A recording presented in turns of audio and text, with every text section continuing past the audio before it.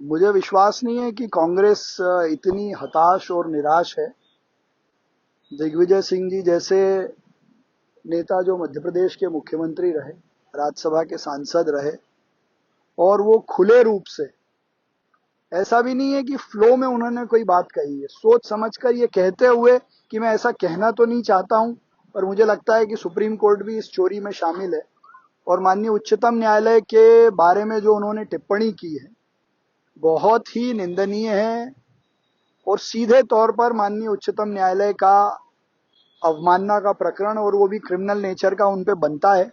ये बात मैंने कल कही थी, और आज मैंने उन पर क्रिमिनल केस कंटेम्प्ट का दर्ज हो, इसको लेकर कंटेम्प्ट ऑफ कोर्ट एक्ट 1917 की सेक्शन 15 के तहत भारत के सॉलिसिटर जनरल तुषार मेहता जी को चिट्ठी लिखी है कि वो इसका संज्ञान लें और कंसेंट लेकर इसको कंटेम्प्ट ऑफ कोर्ट के रूप में दर्ज करवाने का काम करें, क्योंकि यही एक प्रक्रिया है जहां कोई आम आदमी या कोई अदर पर्सन कोर्ट के अलावा यदि कोर्ट की अवमानना का प्रकरण दर्ज करना चाहे क्रिमिनल नेचर का, तो उसको एडवोकेट जनरल या सॉलिसिटर जनरल के माध्यम से ही रेफरेंस लेना पड़ता है।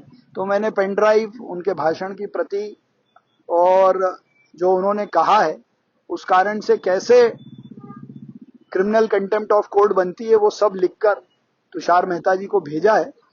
और जिस तरह का सोच समझकर दिया हुआ बयान है, ये सीधे तौर पर माननीय उच्चतम न्यायालय की अवमानना है, और मुझे विश्वास है कि इस पर कार्रवाई भी होगी, क्योंकि ये शायद भारत के इतिहास में पहली बार किसी ने ऐसा सीधे तौर पर उच्चतम न्यायालय के बारे में जो टिप्पणी की है वो भी तब जब सुप्रीम कोर्ट ने उनकी एप्लीकेशन पे अगले ही दिन सुनवाई का अवसर दिया। ये तो कांग्रेस की गलती है, कांग्रेस के नेताओं की गलती है, प्रदेश के अध्यक्ष जीतू पटवारी की गलती है। इनके पास बड़े बड़े वकीलों की फौज है, अभिषेक मनु सिंघवी और विवेक तनखा जी।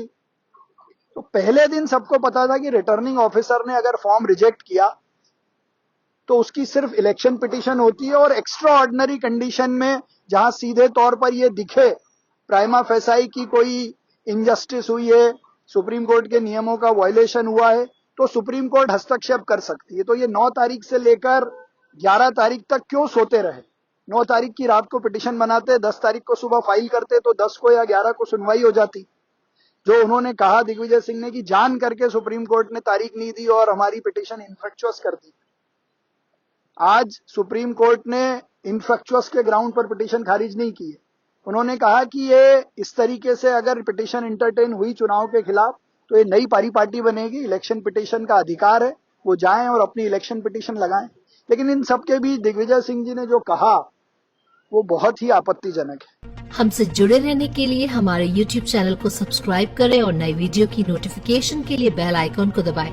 अगर आप ये वीडियो Facebook पर देख रहे हैं तो लाइक जरूर करें और ज्यादा से ज्यादा शेयर करें। धन्यवाद।